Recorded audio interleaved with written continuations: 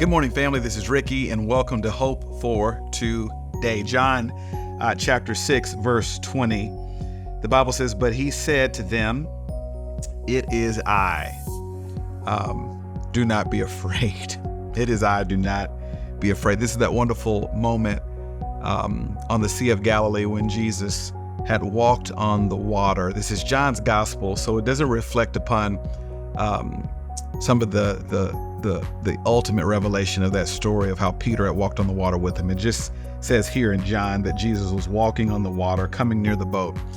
This is interesting to me. I've been to Israel. I've been on the Sea of Galilee where this happened. And when you go to Israel and when you go to the Sea of Galilee, you realize that they just called it sea. It wasn't a sea. It's just a big old lake, very navigable lake. You can see what's on the other side of the lake from one end to the other. It is not that big, which is I think exactly why the disciples were so frightened.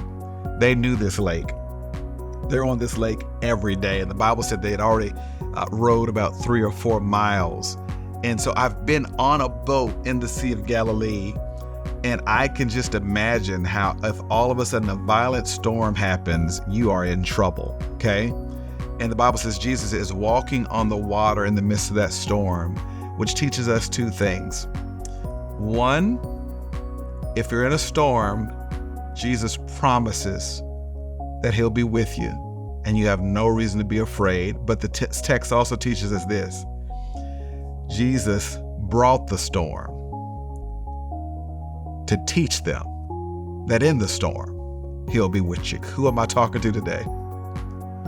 The old scholar used to say a lot of times that our life will be going through turbulence and going through ups and downs, and we get to the end of the situation only to realize that it was God troubling our waters.